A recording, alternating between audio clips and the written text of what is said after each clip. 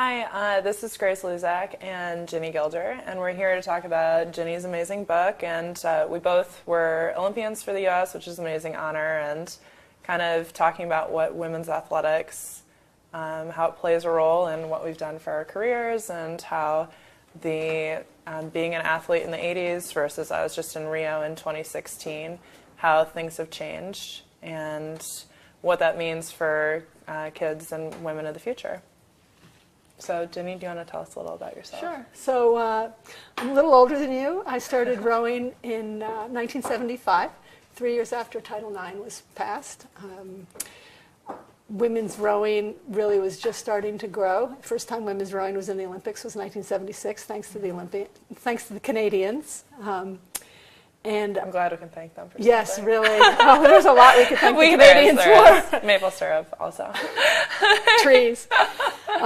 So I made the 1980 Olympic team, which we boycotted because it was in the Soviet Union, and then I made the 84 team. So a few years ahead of you, but I think we have a lot in common. And then I, a few years ago, wrote a memoir called Course Correction, Story of Rowing and Resilience in the Wake of Title IX, which really talked about my experiences as a rower and then how rowing affected the rest of my life, or didn't affect it, because there were certainly lessons that I needed to learn that I didn't learn in rowing, that I probably could have learned in rowing, but somehow skipped that over. Very interesting. So, how do you feel that, so Title IX was, enacted like before this 76, when women's rowing was first in the Olympics, and how long did it take for that to like really have a grasp on and like have an effect for women's athletics? Well, in 1972, when the legislation was passed, 1 in 27 girls in high school played sports. Today, by 2012, 40 years after the legislation was passed, that was down to 1 in 2.5. So there was 1 athlete for every 2.5 students in high school. So you can see over the 40 years that Title IX has really affected the engagement of girls in sports. I think it really started taking hold in the late 80s. So when I started rowing in 75, I went to Yale, which had actually only gone co-ed in the late 60s. So when I got there, it was only about 1/3 women. And there was still a lot of, not even subtle bias, obvious bias against women athletes, and that was certainly the case at the boathouse. Yeah, can you tell us a little bit about like what that environment was like? I mean, I've read some of the excerpts where there was no hot water or even running water, and you had to wait on the bus while all of the male athletes had access to locker rooms, and I don't know, it seems like a bit of a discrepancy. Well, I don't know what the situation is at Stanford, where you went to school, but at Yale, the boathouse is in Derby, Connecticut, which is a 12-mile drive. Mm-hmm. So it's a beautiful place to row. I still think it's one of the most beautiful and less known places to row in the country. It's really empty, certainly compared to the Charles River, where there's so many crews that row. So it was a great place to go every day, but you take a bus. And it was a regular school bus, and all the crews went together, so the women and the men. And there were 2 men's teams, as there are still. There's a lightweight and a heavyweight team, and there's the women's team. So we would all go out on the bus together. We'd all go on the water together, although the men could go and change into their clothes in their locker room, and there was no locker room for the women. So we would go out in our sweats, and we would row, and we would come back in our sweats. And there was a tiny little bathroom at the end of one of the boat bays, and that's what you could use if you needed to use the toilet. But there was really no place to change. So, you come off the water, and you're sweaty, and you might be wet from backsplash, or it might have rained or even snowed. So we would go and sit on the bus while the guys went and took showers. And then we would go back to campus, and we would go directly to dinner, because all the dining halls except for one were closed. We got back after 7 o'clock at night. So we had to eat dinner before we got to go back and shower. So we were in wet clothes for 1.5 to 2 hours. So that inspired what's known as the Yale Strip-In in February of 1976, actually early March, when we had 2 women who were training for the 76 Olympics, Chris Ernst and Ann Warner. Both were in the 75 Nottingham 8 that won a silver with Harry Parker coaching. That's the first time the U.S. women actually won a medal in the women's 8. And they staged a protest that 19 Yale women ended up participating in. We stripped for showers, basically. We created this protest where we wrote Title IX in Yale blue ink on our backs, and we went to a prearranged meeting that Chris had set up with the head of women's athletics, this poor woman named Joni Barnett.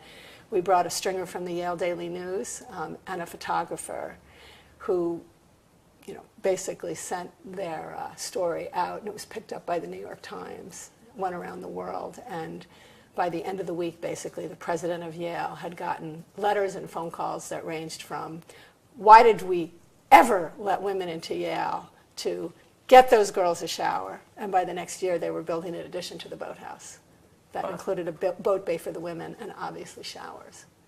That's incredible. I mean, clearly it had like ramifications beyond just Yale getting a locker room. Did you see that across the country at the time? Well, really, Grace, when you're 17, you probably remember being 17. It's a little closer for you than me. But I was a freshman, and I was young, and I wasn't thinking about the ramifications for this act beyond our boathouse. And I think that's true of young people in general, and I think that can be good. You get angry enough and frustrated enough, and you're willing to do things that when you're in your 30s or 40s, you might not be so willing to do, because it is a little risky. You're standing up for something, and there could be a backlash of some sort.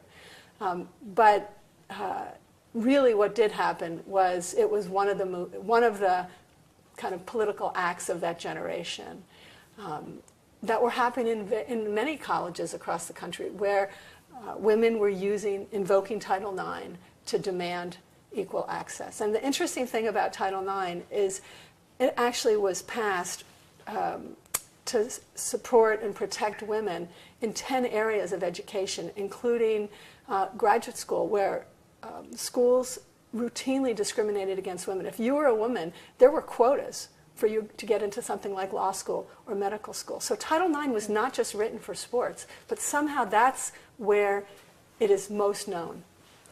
And what I know now, which I didn't know then, is that a lot of athletic departments called in their rowing coaches, especially, like Harry was called in from at Harvard, and asked, is this going to happen at our school? So it started waking people up to the reality of what it meant to be operating under Title IX.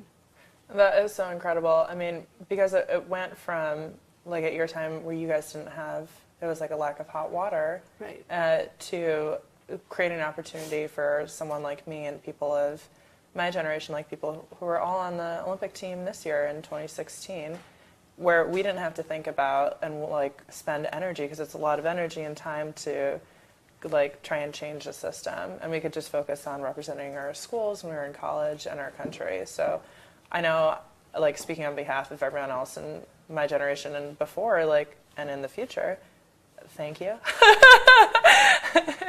And it's been like incredible. Like, it totally changed what I was able to do with my life, because I started rowing when I was in high school at a public high school in Michigan, and went on to row at Stanford and then joined the U.S. team and like did that for a number of years.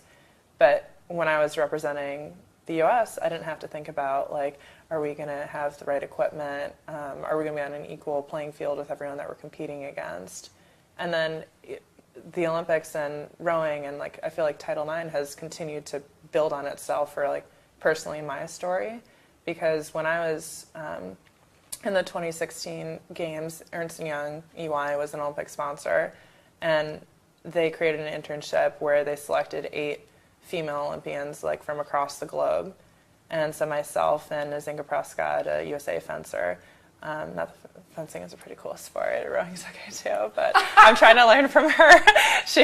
I have her like buttoned down to like teach me about fencing, so at the athletic club.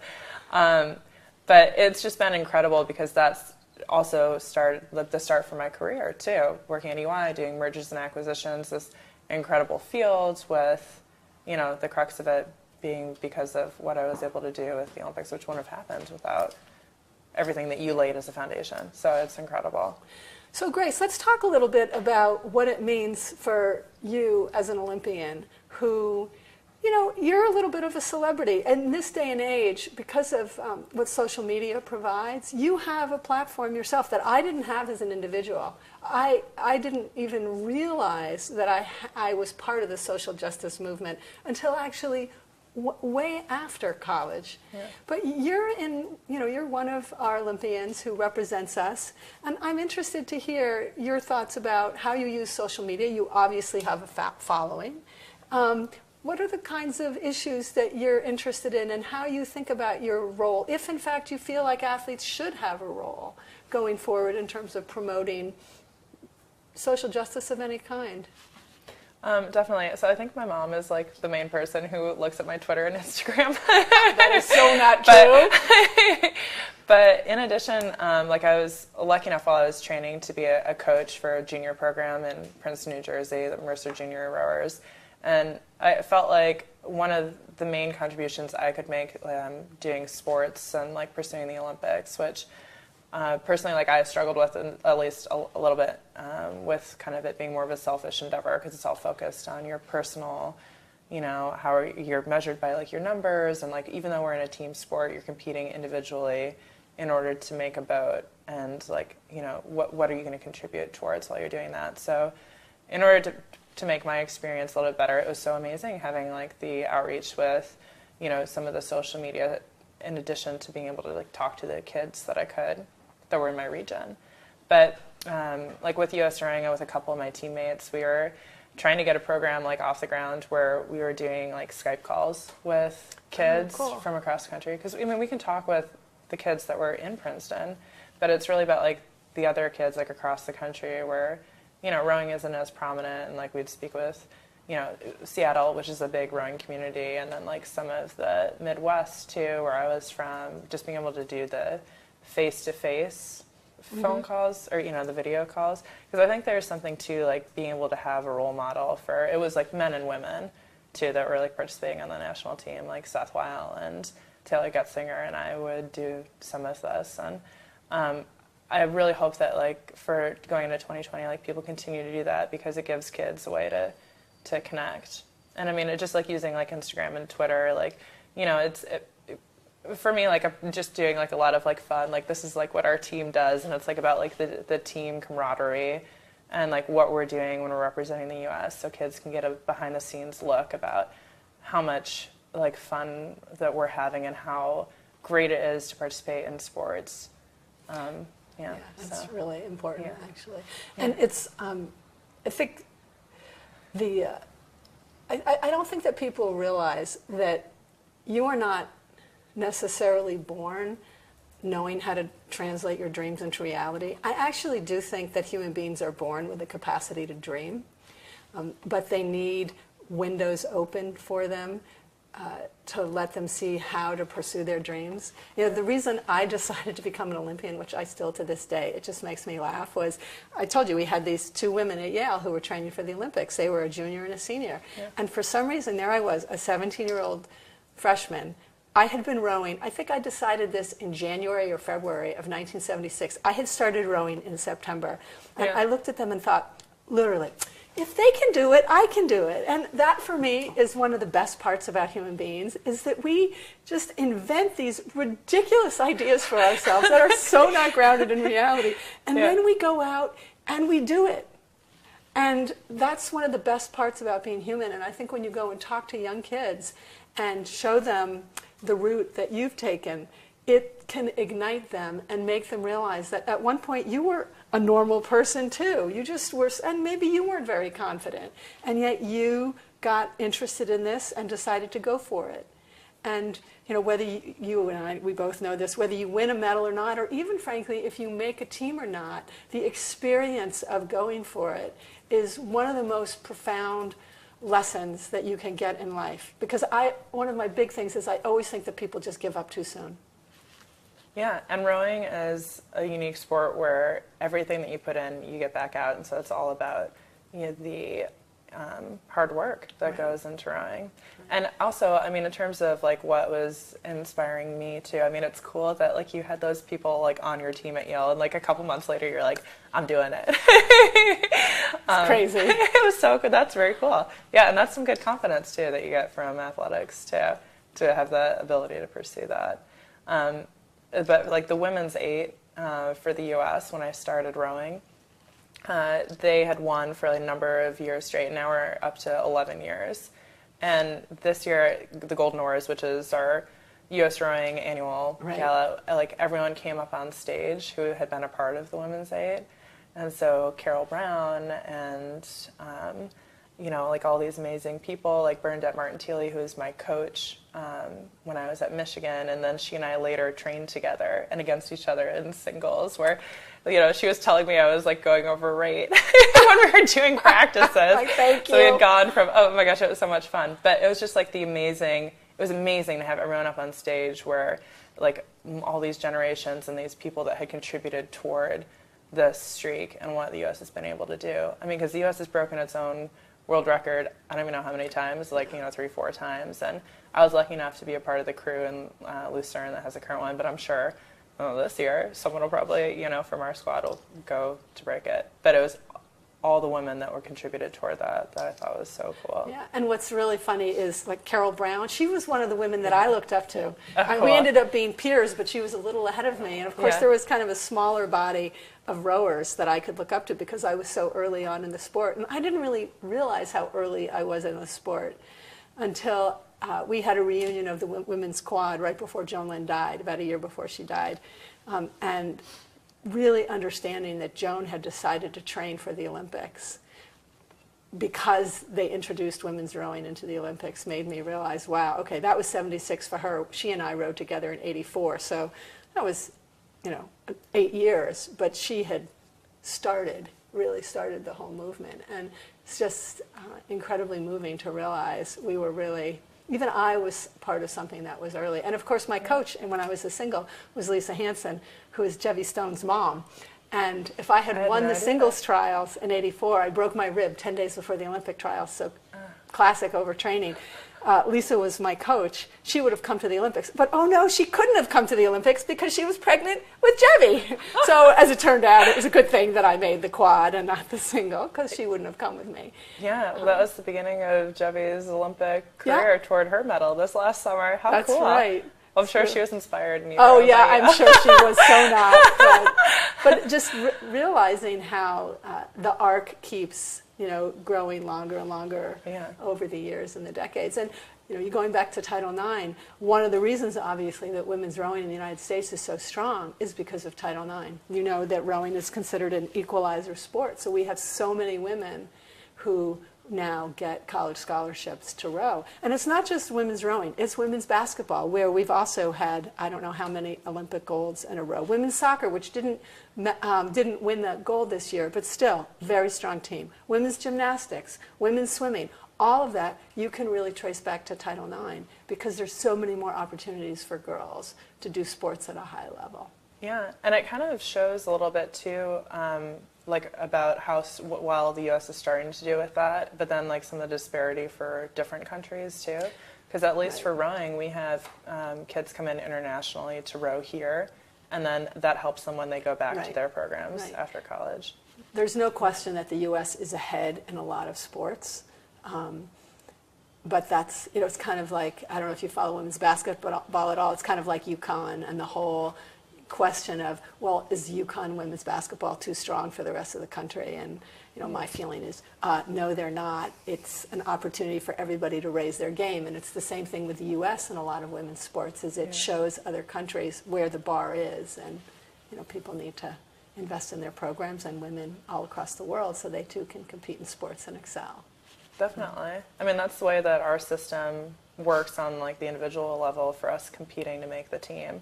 As you have everyone pushing and the bar just keeps getting raised higher and higher.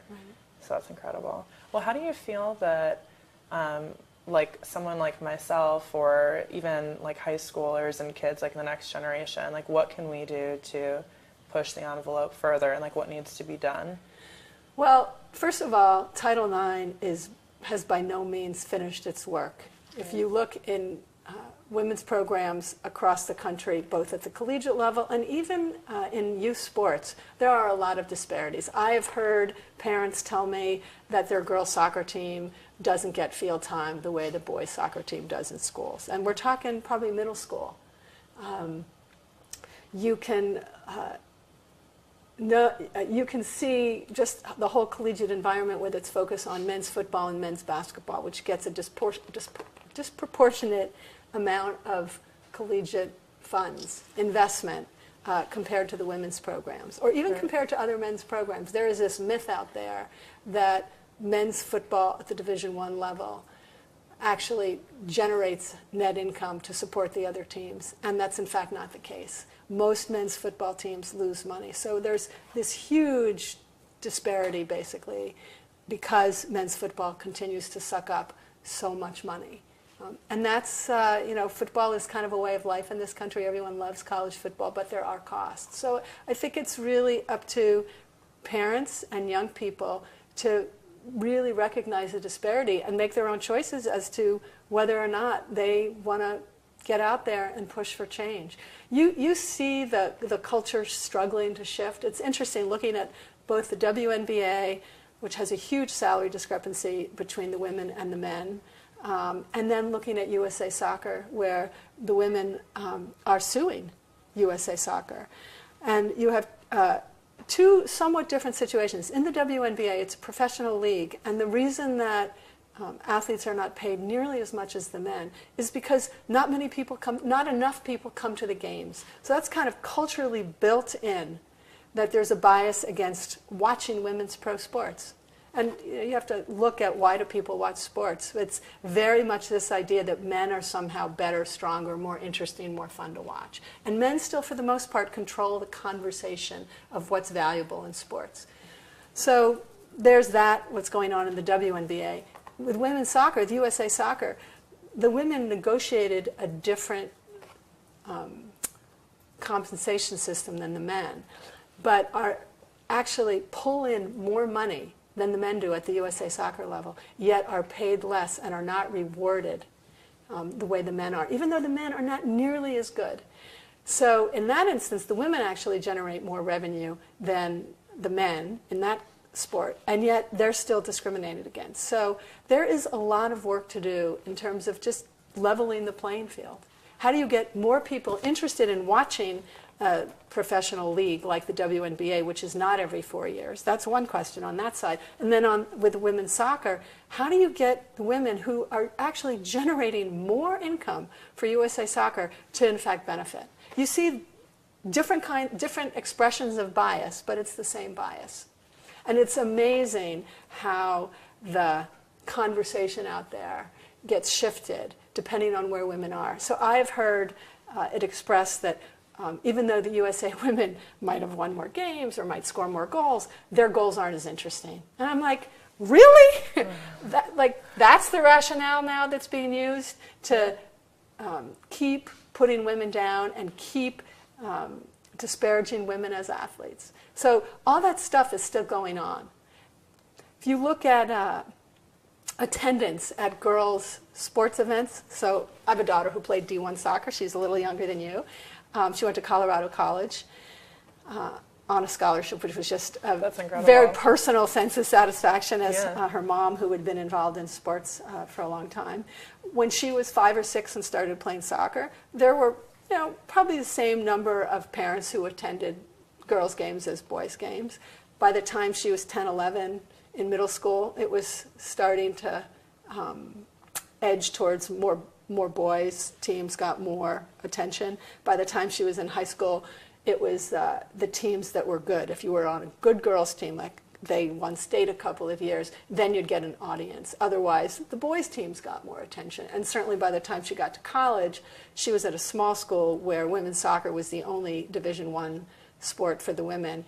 More fans watched the men's club sport, soccer, than her team. So you see the rising discrepancy. between interest in girls and boys sports that starts at a very young age. And really, 10, 11-year-old boys are not much better than girls. So it's just this built-in bias. And until that changes, where people who watch sports start to realize that there are great reasons to watch girls and women play, you're going to have the cultural bias that we've got. Well, I can tell you that, so the Olympics are 2 weeks long, and rowing was the first week. So the second week, my teammates and I all went to as many U.S. sports, and Brazil, because it was so fun with the crowd, as we could. And like, I went to the women's basketball game to watch their final with my teammate Olivia Coffey, and it was absolutely incredible. Like, we were on the edge of our seats. There were so many people there cheering, and like the environment was just incredible. And I feel like when you have the competition and like people who are like built in, like, you know, you become really invested in the game. And actually, Ernst & Young, when I first came here, Christy Ingram, one of the people coordinating our program, she took us, myself and the other Olympian, Nzinga, out to a WNBA game. And I have only gone, like, I used to play basketball in high school, but I had only gone to one other game, like with the Detroit Shock, because I'm from Michigan. And it was a different perspective, I feel like, seeing it like almost a decade later, and like just how much people were invested. But then also, like what you said, it was just weird for me to see like the stadium be so empty when it was such a good game, and like there was such excitement with everything that was happening. So that's interesting. How do you feel like that, so from the athletic arena, how does that translate to the professional world? Because I know I'm just at the beginning of my career, and I felt huge support from EY, being like a woman going into business, and Steve Howe, like when I listen to what he says, who's our head of the Americas, and he talks about diversity and inclusion and talking with people like Karen and then Nancy Altabello, who's our global talent, they very much push like, you know, women like pursuing lots of different career opportunities, and I feel very supported. But do you think that's the case everywhere? And no. Is it all talk, or? I don't think it's all talk. I think Yeah. there's been beginnings of interesting research that shows how much bias against women is just very subtle, and people don't recognize it. I think to a certain extent it's like racial bias, although it's a lot more, I think racial bias is a lot more overt. I used to think that picking on women athletes, like if you read the WNBA feed and the comments on articles, it was always so negative. I used to think before our culture shifted during the selection season that was the last bastion of where you could be a jerk about women. Yeah. But I think we're entering a new stage where overt discrimination is actually going to be a little more accepted. And I think for the most part, companies are where they are. So you're either in a company that knows that they value women and diversity, all kinds of diversity, or they don't know that yet. So to the extent that you have the freedom or the flexibility to choose a company where you feel like they're really promoting women and open to the possibility that maybe they don't know all they need to know about supporting women and additional diversity beyond women, I would go in that direction. But I think each person is going to have to be aware of what their own experience is, and each person has to make a decision about what are they going to open their mouths and say something and take some risks in pointing out areas where bias exists, or are they going to shy away from that? And I think that's true everywhere in America today. What are the choices that people have ahead of them in terms of what are they going to speak up about to express their values? So 2 interesting stories that I've heard just being at EY for a short time, and kind of getting into like the nitty-gritty of like what helps create the like equality within the social structure within a business or elsewhere. But specifically for the business at EY, they added paternity leave, which is an interesting like thing when you think about it from a psychological perspective, because men taking time off like helps you understand. It's like an empathy thing, and as well opening up the opportunities so it's not just like a division of like women are responsible for one thing or the other when it comes to like having a family. So I mean, I thought that was interesting. Like if something like focusing on that is important for businesses. I mean, what do you think about that? Well, it's interesting because there's a whole dialogue going on right now about should the U.S. create family leave, but their family leave is being defined as new mothers only. So I think we might be starting to run out of time here. So I'm interested, give me your moment of biggest failure in rowing before we end, and your highlight moment at the Olympics. Okay, I'm going to start with the highlight. I want to hear yours too, so I'll make mine quick. I'd say my highlight was being there with, so one of my teammates, Olivia Coffey, like, she didn't make the team, but the year before she had been a part of the women's quad that had the historic gold medal. Mm-hmm. And so it was incredible being with her and like with all my other teammates, watching the U.S. like succeed. What you're talking about with like the women's sports. When I went to go and watch beach volleyball, and like being a Stanford girl, like watching, you know, the former like Misty May trainer like combination with, you know, like my personal kind of mentor, like watching her with like a new partner like this games, and like seeing them compete in the bronze medal match, that was so cool. Like I was such a fangirl.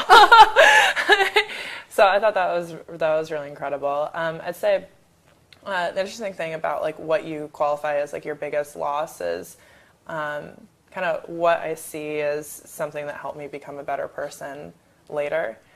So when I didn't make the team in 2012, and I went like a route where like I learned so much about myself and like what amount of work it required to make the team, and kind of like what's, you know, parts of the system, like from a political standpoint and from like what's best for you as a person. Like learning all of that and like taking a step out on my own really helped me to be like a part of such a successful program, this quad. So not making the team in 2012 was a huge thing for me. What about you? It's probably my biggest failure was breaking my rib 10 days before the Olympic trials by ignoring my coach's advice to back off because I had been injured, and just my inability to trust somebody. Really, this coach, I had been working with Harry Parker and Lisa Stone at that time, and it was Harry who just said, you need to take time off and rest, and I just couldn't believe him. And so I broke my rib being on the water at a point when I wasn't supposed to be on the water doing heart strokes.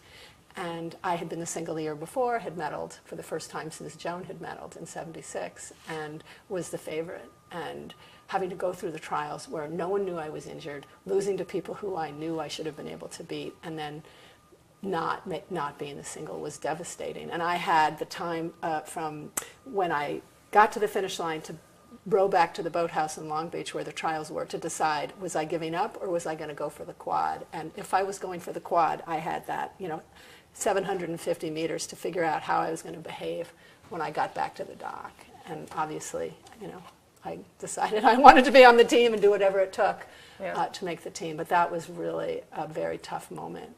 And I would actually say my Olympic highlight was walking into opening ceremonies and just realizing how big the world is, how much people really care about athletes and how much they look up to athletes for kind of carrying some hope for humanity. And I just will never forget that moment of 70,000 people in the LA Coliseum, and just realizing I was part of something that was much, much bigger.